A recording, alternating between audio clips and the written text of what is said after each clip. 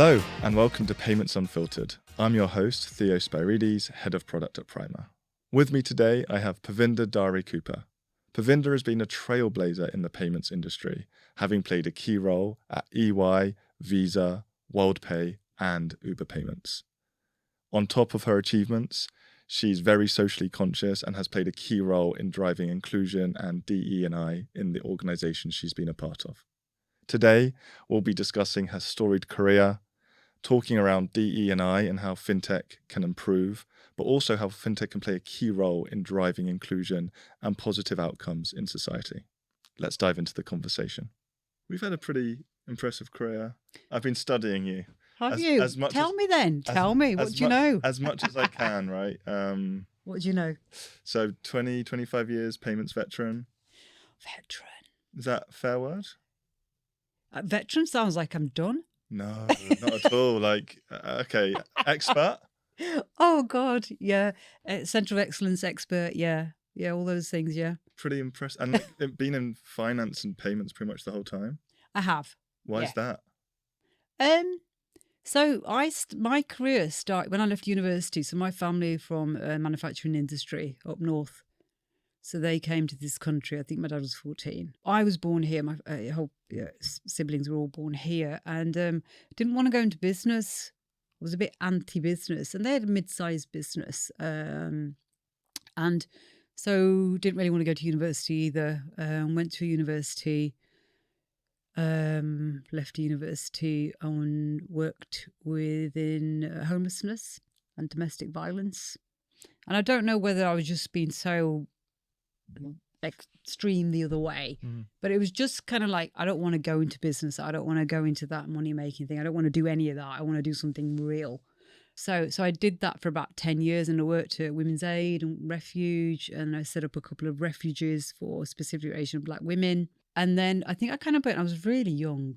I was in my 20s, and to do something like that and working with domestic violence. But what it did teach me was speaking to different people from different backgrounds and placing where people were in their minds to be able to have the right level of conversation with them. Does that make sense? Yeah.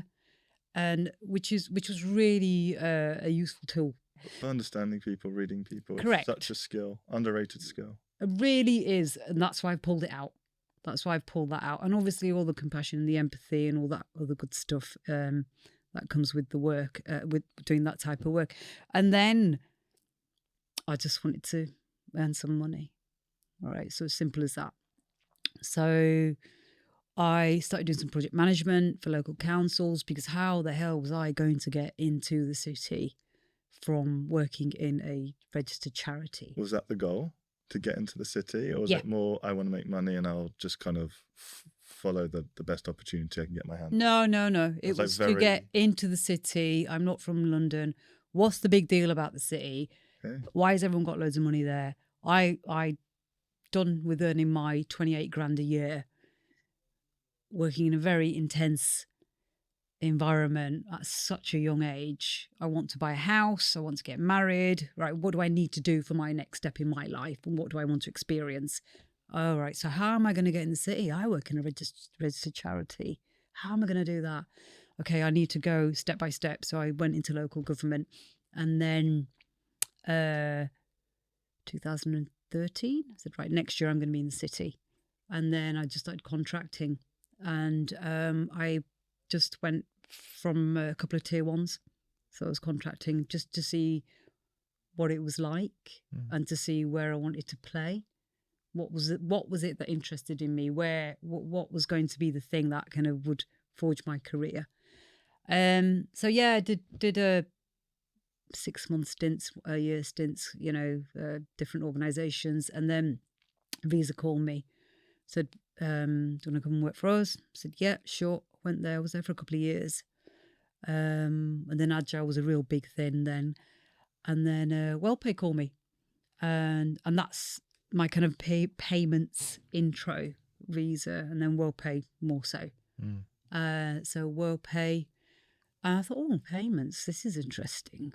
This is not going to go away, is it? Mm. Because back then I was thinking, oh, should I do something like Murex Base, all these trading things? But things move. But one thing's sure, that every organisation is going to have a payments part because they're there to make money, right? In whichever way it is, whether it's they're taking money, whether that's processing payments, there always going to be a payments element to it. So I guess I indirectly pursued that career, and I'm very grateful that I've stayed in payments, and it's given me some really interesting work. I met some pretty interesting people. I've been in some really interesting situations. I'd love to dive into some of those. We can, yeah, and a lot of the things, my experiences are very forefront, being female, being Asian, and lots of negative experiences, more negative than positive. But I think I'm super proud of myself, actually, for being super resilient and just keep ploughing on and keep going and just taking everything as a learning and not taking anything too personally. I mean, there have been times when I've been absolutely on the floor. But yeah, just it's a process, right? I think the word resiliency is interesting. It feels like that could be one of the keys to your success. Is that fair? Like it was. Yes, I think it's keys to a lot of most people's success. Okay. You just keep going. If you've got a goal, I mean, I have agendas. I set myself agendas. I set myself goals. I've done 5-year goals. I've done a year goal. I've done a month goal. I've done 12 months goals. You know, and I've had people say to me, "Oh, you haven't really had a career. You've not really pursued a career. Like you've not been on some trajectory." And I've said to them, "Oh, just because I didn't do uni, grad, intern, blah blah blah blah blah. You know, go from senior. It does not mean that it was deliberate about it. Everything I've done has been deliberate, totally, unequivocally." I think you might be one of the most interesting people in payments, in the sense that, here you go, you've worked for a scheme. Yes, I have. Yeah. You worked for an acquirer. Oh, yeah. You worked for a bank. Yeah, I have. Which did you prefer? What aspect of did I prefer? That's a fair point. So I guess each come with challenges. So I think maybe if we take a slight step back, you've been very much in like operator roles, compliance, regulatory, which again, love to dive into a little bit more. But I imagine you have a lot of problems that get put in front of you, and your job is to overcome those problems. Those problems will vary based on the kind of remit that each of those companies have and the role they play in the landscape. So which problems did you enjoy solving the most? When I first joined payments and I was asked to set up a company in the Netherlands, and I'm not entirely sure that the people I was working with actually knew what that meant. And I was external, and I was like, sure, I think I can do this. And I actually knew less than them because I'd not been in that acquiring world. And that was the most fun. So that was at Worldpay? Yeah. That was the most fun piece of work. And I still use that toolkit now. Really? Yeah. I still use my Post-its in my front room on the wall at 2:00 in the morning thinking, I have no idea how this company works. I don't know what the business model. I've only been here 2 weeks. How am I going to get this done? What are the things that need to be changed? And I just really, it was the most fun time that I had working it out. And we delivered, and we saved, I don't know, I think it was like 5 million a month with the scheme fees going up. And I really had a lot of fun doing that. And I think because the way I work is not, I'll say things like, is it doable? Is it realistic? Yeah. Do we have the right number of people? Do we, I don't know. I'll just ask like the dumb questions and the obvious questions, which makes you vulnerable, and it can expose you because it can make you look like, does she actually know what she's talking about? And she says, I do know what I'm talking about, and a bit of it I don't, because I'm not sure myself, because it's the first time I've done this, but I do know how to get to the nub of things. So that was one of my most fun times. And the IPO, that was funny. I wanted to get to that. So you led the IPO for Worldpay. I was part in a team. Part of Yeah, the team, yeah. You were a part of the team. So the IPO, the thing is, often back then I was referred to as PMO or PM or something like that. And it's actually, I think PMs in some instances they get dumbed down. So you could be a PM for a corporate strategy that's going to make a company millions, right? Or save millions. Mm. But when you say PM, it kind of almost belittles the person and the role. I don't know if I'm articulating that in the best way. So, and it's like, oh, it was always kind of like the PMO, they'll do that, they'll do this. And it's kind of, I always feel like it's the thing at the back where you just pull it in tight and when it all fits together, that's kind of, and you make sure that everything is there. It's all in the back and no one really sees it, and unless it goes wrong. And then it's all your fault. 100%. Yeah. But, you've got to be smart as a PM and be a leader. The biggest key skill for a PM is to be a leader, is never get to a point where it's like it's gone belly up, and you just don't create an environment as well that there's a blame, right? So it's like, no, we talked about this. This has been, I'm not heavy on admin either, but like it was documented, it was flagged, it was escalated, because everyone's quick to blame in our industry, I think. And what we were kind of talking earlier about the walk, the talk, and, we all want to be caring, sharing, best buddies and that. I don't know. I don't know how real that is. I'm yet to find a company like that. I'm looking for a company like that. Okay, that's interesting. So what the hell goes into taking a company to IPO, like a payments company? That sounds like a beast of a project to work on. Yeah, it's so complicated, honestly. I just wouldn't be able to start. I'd have to give you a PowerPoint presentation. You just do not know, like... That high, though, when you kind of achieved it, what was that experience like? So it's a transaction, right? And I don't know the ins and outs to the run up to it, because when I was presented, it was like, okay, we're doing this now. We've got to do all the due diligence. Mm-hmm. There's loads of lawyers involved. There's loads of people locked in rooms, really super important people who are going to get that big dollar, right? And the numbers are insane. That, that the payouts and all that's insane. And a lot of it is closed, but the mechanics of the due diligence, which is what I was part of, like, do these numbers stack up? They've got to, it's like buying a house, right? Like, does this work? Does that work? Is there asbestos? Okay, there's asbestos, right? We want less for we're going to pay you less. It's no different to that, right? So before the IPO, you're building up your house, right? You're putting in your gold plated, whatever you're doing. So you're doing that to your business. And then, then you can buy it and like, okay, Theo, right? You said, you put a heat swimming pool, but it only heats to, 80 degrees. I want it to 28. So, we're going to give you less money and we're going to go and check that it heats to that. And I'm saying it in a very simple way because it is that. It literally is that. And I think one of the things that I always say is that people say payments are super complicated or these businesses are complicated. It's not. It really isn't. You weave in and out of things. Nobody knows everything because all businesses are slightly different. Transaction is just an exchange of money. It's working out a deal. So the process, obviously we did all that before the due diligence. We had kind of people, beauty parade where people come in, investors, and then you whittle it down and then you go for the one, I think it was 2. We got down to 2. And then you go through the transaction. And is it quite straightforward to evaluate a payments company, or is it like any nuance to payments that made it a little bit trickier? With the IPO, I had so much fun doing it. And what I found interesting were the players. So we were with all, the big players like, Goldman's and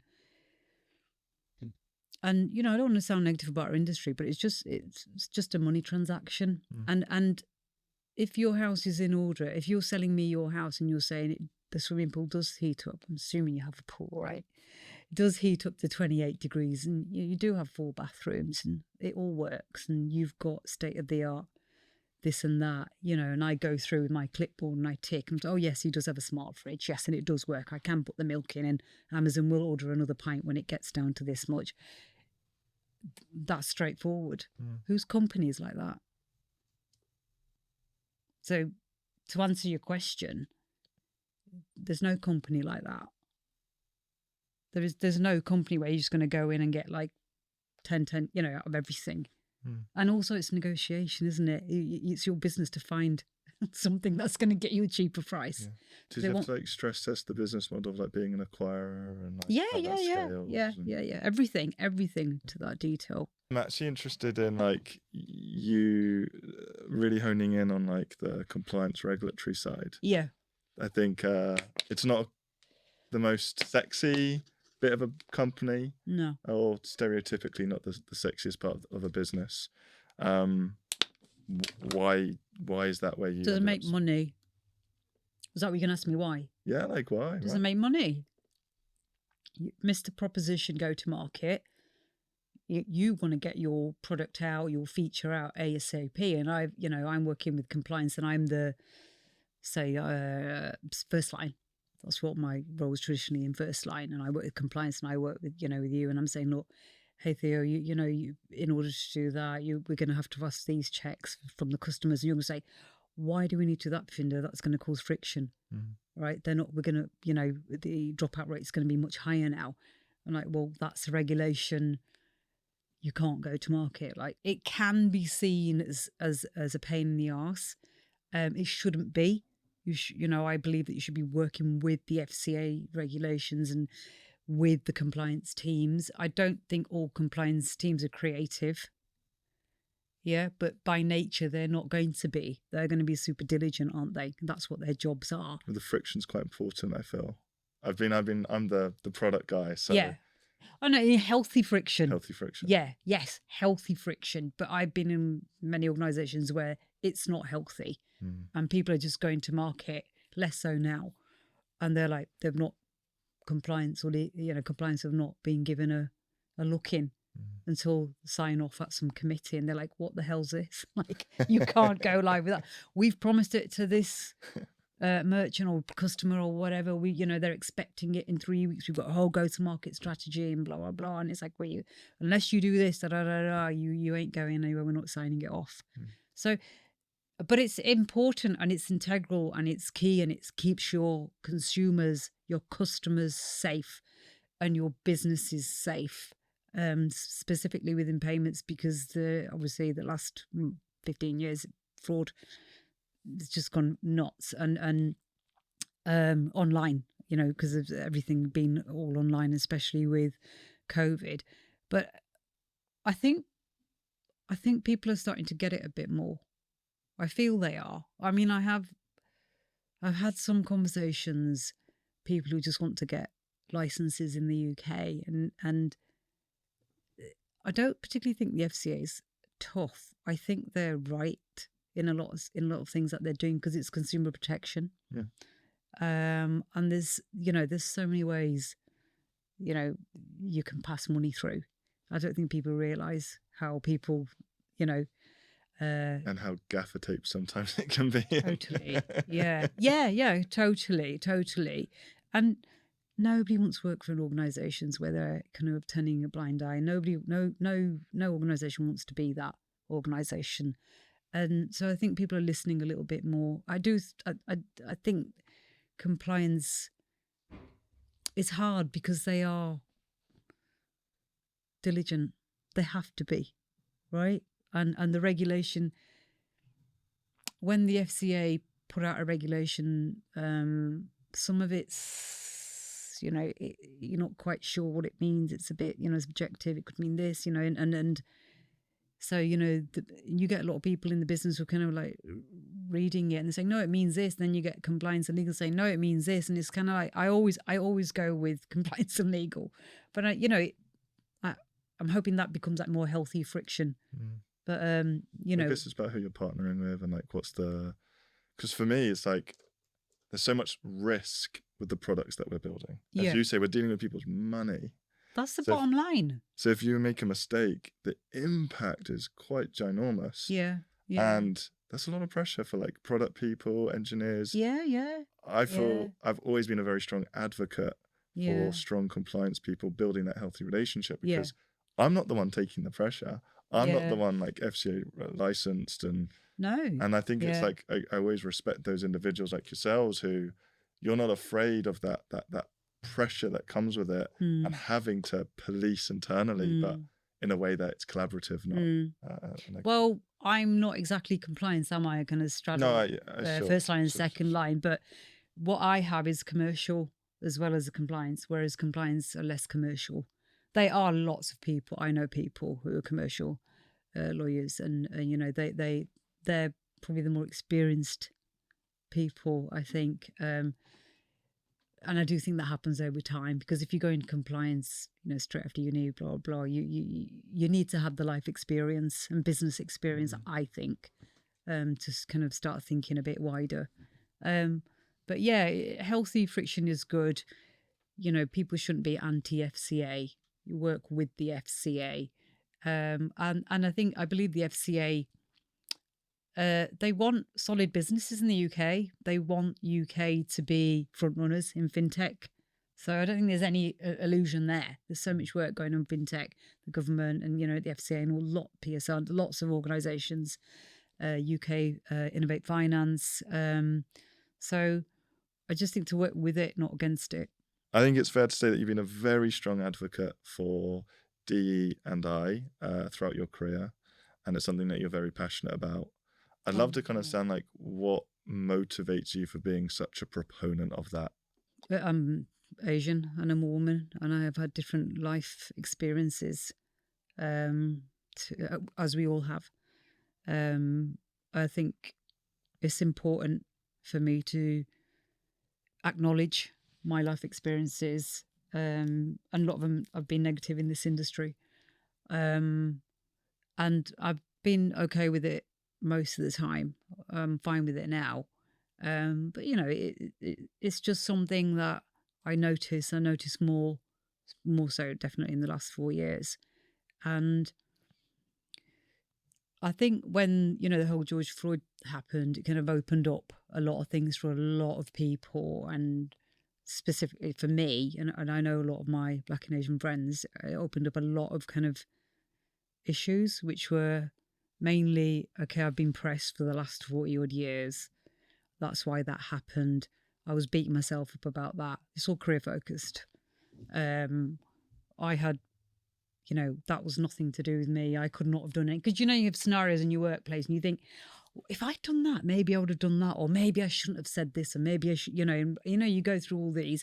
And now I look back now, and, you know, it's great to look back, isn't it? I can think, no, I was right to say that, because I was going with my gut, and I'm very, very big, but I always have gone with my gut. And look at all the science now, right? Connected to your brain, yeah. So I'm so pleased now that like someone's actually done some. It's all coming out, and I just don't want to hide it. I really don't want to hide it. And, you know, I say things, and some people are quite a bit shocked. They're a bit kind of like, did she just say that? I'm like, I did just say that. And I don't know. I'm just all about have an open conversation. I might not always be right. But I do think in the workplace, is going back to what I learned when I first started working, was know your audience, you know your colleague, know like what can they hear, what can they not hear, what will they, and it's hard when you're at work and you're doing that all the time. It's like, am I going to upset that person? And and it is I know it's just being with people, but it's not just being with people.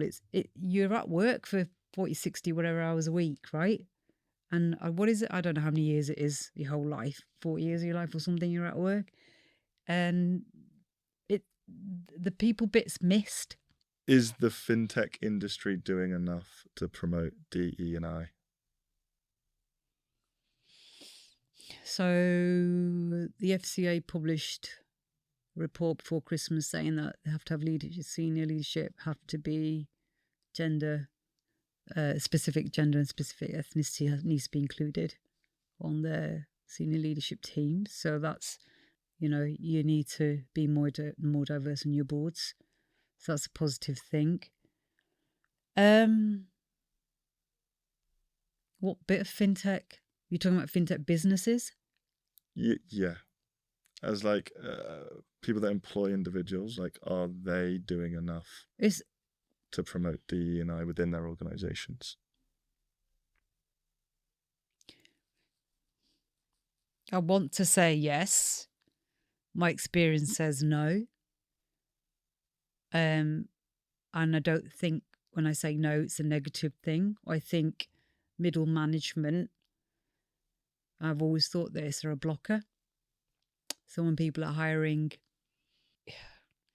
how race literate are people? How emotionally, where's the emotional intelligence, like equity? You know, that's a big thing for me as well. Like how emotionally evolved are you within the workplace to be able to handle those things? And that's a real emotive point, because we are all individuals and people have all had different life experiences, right? So there's some stat that's like, if you are a parent and you've got kids, and if your kids, and if you don't have, so me as a parent, if I don't have Black or Asian friends that come into my house, I forgot what source it was, that's going to make my kids more prejudiced because they're not being exposed, right? And there's some stat, I can't remember where it was, where I read that. It doesn't surprise me. Yeah. So it's a difficult question. I think people want to. It's so emotive though, Theo. Honestly, it's like, you know, my husband's folks, when we first got married, he's white, English, and when we first got married, we went to Shropshire, his village. They just were taking photographs of me. But you know, and they're not villagers, you know. I'm not going to say like they're villagers, you know, and anything like that. But they're people, right? And they have middle management jobs, but they're not exposed. I'm not getting my point across very well, am I? No, I disagree. I think what you're saying is that the way that you improve these things is in the workplace is by having people that can hire fairly without prejudice. But a lot of middle management is inherently prejudice due to their exposure. That's kind of how I've been. Yeah. Maybe prejudice is the wrong word. People get upset by that word, but you know what I mean. Like, yeah, I mean, and to recognise that as well. That's the issue, because you know, person A might not recognise. Like, no, I've done this and and I think I'm fairly woke, and I think I'm blah blah blah. And it's just like, well, are you? You know. It's time to get to know Parvinder with a quick fire round of questions. So, Parvinder, I'm going to ask you 10 quick fire questions, emphasis on quick, okay? Ready? I'm going to ask them anyway. Early bird or night owl? Early bird. Tea or coffee? Tea. Favorite payment method? Card. Down south or up north? Up north. Favorite holiday destination? Mumbai. In-store or online? Online. Book or film? Both. Book or film? Film. Restaurant or takeaway? Pakistan. Best show you've seen at the theatre? Hamilton. One thing you change about payments? People. Okay, excellent. Thanks very much. There's also Blue Money. Nina. That's great. Yeah. I really like Nina. Do you mind just explaining for those that may not know what that is? Yeah, so Bloom is a concept. I'll speak from the Asian perspective because it's in lots of different cultures as well. So you have a kitty. So we all put in £10 each. So 1, 2, 3, 5 of us in here. And every 5 weeks, somebody will get 50 quid. Yeah, and then another 5 weeks, somebody else will get 50 quid. So it just works as a kitty. And there's an app which Nina and team have created, which kind of facilitates that, and it is specifically, you know, targeting at those those communities, groups. Yeah, and talking about money psychology again, I can talk as an Asian woman from an Asian community, and small to mid-sized people in my community that have businesses. They don't invest their money because they don't trust banks. Their first language may not be as fluent. Their first language, you know, their mother tongue, like mine's Punjabi. I mean, obviously I'm born here, fluent. They don't want to go into a bank that, it's all very formal. It's, is there going to be someone there that speaks Punjabi, and they have money, Is it working for them? I personally don't think it is. I don't think they're making their money work for them. They'll go to their local guy who's an accountant, and there will be a box standard accountant. He's not going to tell them how to invest it. So I think there's lots of areas that fintech could target, but it's the marginalised groups, and they're not sexy, and they're not going to be the biggest revenue, but it you can build solid businesses out of them and correct. do good at the same time. Yeah, correct. And what's really important for me in this industry at the moment is connectivity and accessibility. That's an interesting word. Yeah, I really think it should be. People should have access to a variety of products which meet their needs, as in specific. You can kind of home it right down, which gives them accessibility to make their money work for them. Going back onto the money psychology, but also connectivity. So you're connecting with communities, and you're because that's what we all want, right? We want the right information for us, whatever us is. That makes complete sense. Yeah. Have you come across the product that Vodafone and another company launched in Kenya? I think it's called M-Pesa or M-Pesa. Yeah. I've heard about that. They enabled people that are unbanked. On their mobiles to do SMS payments. And Yeah. It took 2% of the Kenyan population out of poverty. I mean, that is incredibly powerful. That was a while back, wasn't it? 2007 it launched. Yeah, I remember that. I read about that. Yeah, I thought that was very interesting. Because, I've spent my entire career in fintech. Yeah. And I only found that out because I was researching ahead of this session. Oh, okay. And that, but that's the kind of thing know more than me. But that's the kind of thing that we should be shouting and celebrating a lot more. So we've talked a lot about how there's some very positive things that fintech's brought. Yeah. Do you think there could be some that are negative? Maybe the barrier to entry to some credit products is too low, and the education around them has left some people being in vulnerable situations, or maybe from some of your other experiences you've seen where fintech perhaps has not had as positive. I don't think I agree with buy now, pay later. Okay. Do you mind sharing why? I think so buy now, pay later is so all the apps are the apps, right? The payment rails are the same. The payment rails haven't changed. Right, so buy now, pay later is just credit card. Yeah. Yeah. So. Or MIT, merchant initiated transaction in the background. Yeah. The rails haven't changed, right? The reg hasn't changed. Buy now, pay later. I think it'll get people into trouble. And I did read that for a long time Klarna didn't make any money because people weren't paying. That was a while back. I don't know if that's true anymore, but and I think. I think that's dangerous. I do think that's dangerous. And there's lots of subprime. There's not lots. There are a few subprime organisations out there who will give you credit. They're obviously regulated by the FCA. That's kind of, I worry about that. So I've got a really scary statistic about buy now, pay later. Go on then. So nearly half of people aged between 18 and 34 young people. Yeah. Don't know that buy now, pay later lenders can add fees for missed payments. Yeah. And 46% of young people said that they were unaware they could get into debt using buy now, pay later. All right. Well, you've confirmed I don't like buy now, pay later. Because it is the younger lot. Because they want something and they want it now.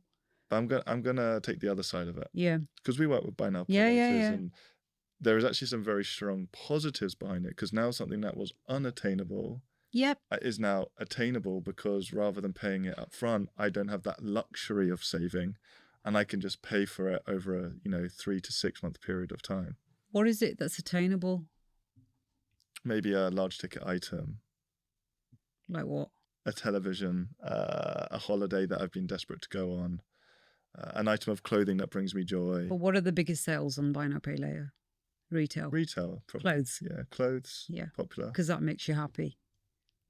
Because we should have more clothes. There's a whole big and I'm sure, there's big psychology about, when you're getting these things and how it makes you feel temporarily, and, and then you've got them and then you can't be bothered to take them back. And then it's like, you're not thinking about how much is it going to, and that's the money psychology of it. So where's the education? I know Go Henry are doing some stuff with the government. Is it with the government? I can't, just read it recently, about a bit more education about money in schools. So, which totally is the right thing to do, because people should know that they can have a portfolio of shares by the time they're 27. That they, these are what the different savings accounts. These are what, if you want to get a mortgage, these are the things, but not just those traditional things, that you can do other things. There was like back in the day, like when you, you went to university and you didn't do anything else. It was kind of less. It was kind of, you're not looked upon less if you did something more vocational, but now it's so much more acceptable, isn't it? If you don't go to uni, a lot more. But that thinking with what you do and don't do with your money should be, I think, in that same space. You don't have to buy a house, right? It's not the case that you don't have to go to university. If you've got an idea, if you want to try something out, you could go and do an internship somewhere, or apprentice. And not necessarily everyone's do a kind of vocational skill like plumbing. No, you don't. You could start off an advertising company, as someone junior, and spend a couple of years there and either like work your way up. It's just that thinking, just to kind of change the way people think about money, and how to use it. One thing I'd love to pick your brain on is cash. So this is going to be either really on the money landing or very off. But in my very deep dive into you, I think you were a member of the Cash Action Group in 2021. Yeah. And I did some work with them. Yeah. And so that was when you were at EY. Yeah. And it was all around trying to preserve access to cash. And that reason behind that was in 2019, there was a review, Access to Cash, where 8 million people would struggle, and between 5 to 6 million adults say they relied on cash in their day-to-day lives. Correct. So maybe a broad question to you. What are your thoughts on us trending towards a cashless society? I don't think it's not going to happen. I think a lot, if you break down that 5 mil, it was people living, not in cities, in more suburban kind of areas, rural areas, who were relying on cash. I really wanted to find out a bit more, like, what were the non-English speaking community, what was that percentage, because there was a group in Tower Hamlets that were also part of that committee, but there was 5 million people, and it'd impact 5 million people if you didn't have cash. It's a very large percentage of the population. It is it's a significant, and these are people in kind of rural areas where they just they went to a post office and they relied on cash payments, and smaller businesses and things. What's the question? Do you think I agree we should be a cashless society, or do you think... Yeah, like, is there anything that scares you about trending towards a cashless society? Do you think that's a good thing for society? I don't know if it's a good thing, because what are you gonna... What's 5 million people gonna do? I think it will change. It will become that. So what do we need to do in order to make... Because if it's going to be inevitable, just... Well, it will be, won't it? And I think I agree with you. Yeah. I think... What needs to happen to make sure that it's not a calamity for those 5 to 6 million? Well, they've set up loads of hubs, haven't they? So there's lots of hubs, and they've got mobile units that come round once a week on a Tuesday or something like that. So they have put things in place, but obviously all the banks are closing like every week, or I think it's just it's inevitable. It's change. We are supposed to change as people. We are supposed to think differently. There's always pain in that change. I think if you can do it with a minimum risk to people, minimum impact, that's always a good thing. I mean, business mantra. But it feels like there's this also like technology literacy that's also probably preventing perhaps like the older generations. Like my wife's grandma has like a flip phone, no internet, like is not interested in internet banking, gets very upset when she struggles to go to the bank and everything's closing when she goes to her local branch. No, I didn't want to just make a general statement and say it was that generation. And I think it will just evolve, to be honest, Theo. And I think we are supposed to change. We're not supposed to stand still. And if that's the way it's going, providing we've got other resources in place, I think that's fine. And we will, assuming that the right things will be put in place to support the people transitioning and, out of that. Awesome. That's a good one to end on. That's all we've got time for today.